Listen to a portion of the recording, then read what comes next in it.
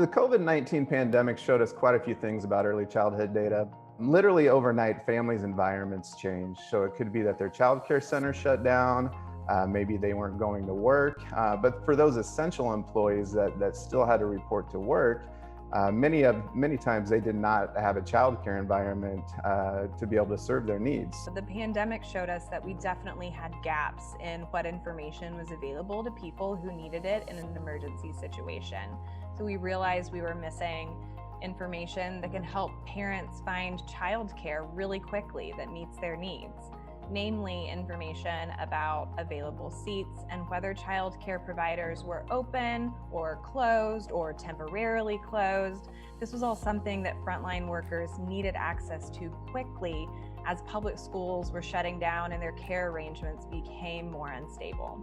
The pandemic has really been an opportunity for us to start opening doors to some of these data silos to really examine where we are not sharing data, but we should be, responsibly sharing data for the good of the people that data represents, right? If we can know more about the whole experience that people are having in their lives, we can see where there are opportunities for us to do better in terms of breaking down the bureaucratic barriers that might exist. I really think a lot of people who care choose to work in state and local government. We are there to serve the public. We're there to serve the greater good, and that was really evident in this particular time of crisis. Everybody that I was in contact with just really wanted to fully apply themselves to take these small actions that we can take that we hoped would potentially have bigger impacts in helping people who are struggling with the pandemic. In Minnesota, I know that we hit some roadblocks getting the PEBT program up and running. So that's a program that identifies Minnesota students who are eligible to receive food assistance. But due to the pandemic and remote learning, they weren't able to get their meals at school. And with so much food insecurity due to the pandemic, it was just necessary to get this off the ground. So those constraints were ultimately resolved and much more quickly than they would traditionally have been. But I feel like that is opening a door for us. This is an opportunity for us to identify where there are areas like that could create potential delays to partnership programs like that. It's really time now for us to do that work. And so our governor put together a task force of cross-sector stakeholders to immediately begin to address this issue. And we came up with the idea of this availability portal. And we were able to find a vendor and set this program up, this whole portal up within a matter of weeks. We have some interest from other stakeholders to potentially add in other early childhood programs as parents are searching for their different options.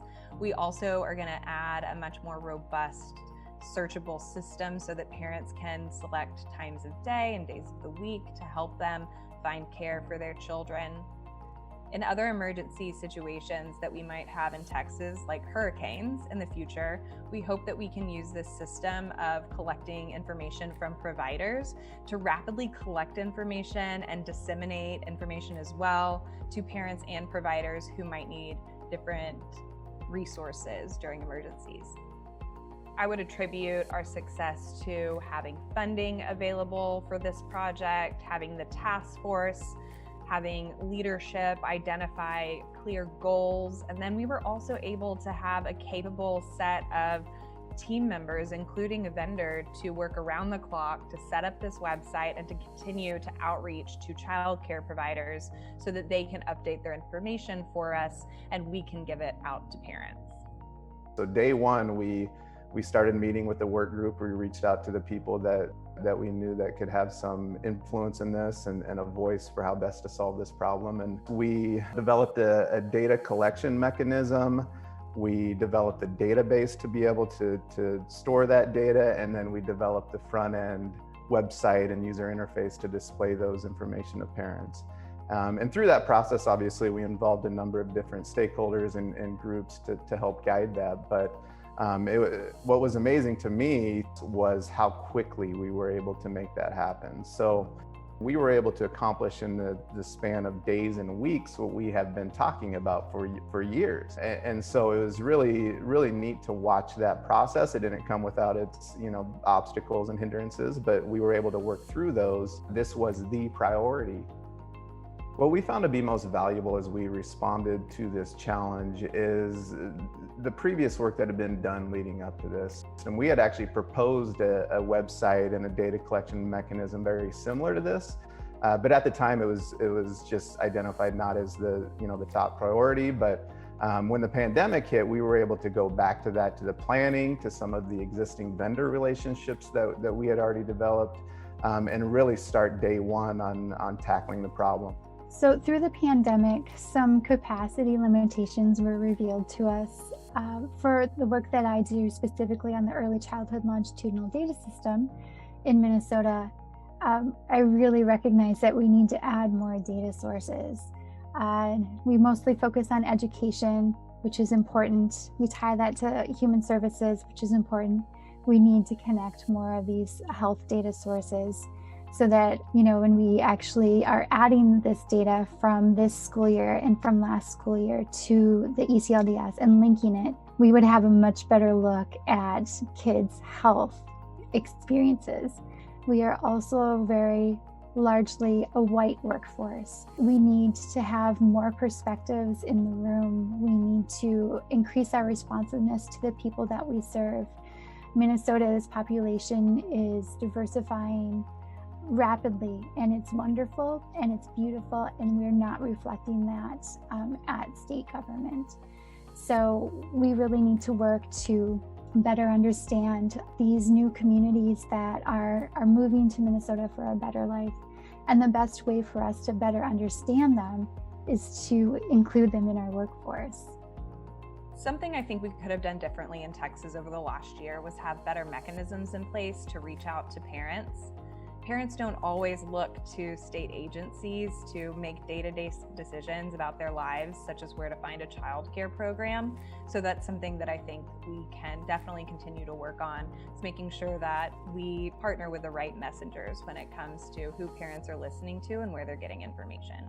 It's really important to keep in mind exactly who your audience is, and that be kind of your North Star to guide you. So that's what we recommend to other states. It was really easy in our childcare availability portal work to get pulled in many different directions, whether it's childcare providers wanting things to look a certain way or other state agencies wanting different information.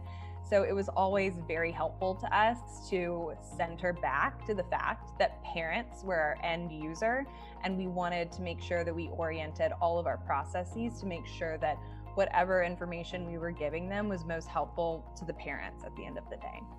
So if there's a silver lining to come out of all this, I think it was the acknowledgement of the importance of these integrated data systems and working across agencies and organizations to provide value to the system as a whole. To continue this work moving forward and make additional progress, it really takes becoming part of that conversation, both at your local level, but also at the national level. Lastly, I think it's going to take working smart. So not starting from scratch, leveraging the available resources that are available to states to help guide this work. Learning from what other states have done, both in their successes and then some of the obstacles that they've faced, so that you don't have to go through that alone. In Nebraska, we just went through a process of building a statewide strategic plan around our early childhood mixed delivery system. And so our work with our early childhood integrated data system is part of that larger strategic plan and structure. So really, we're looking at what value can we provide the system, because really that's what the goal is to improve the services and programs that we provide families and children.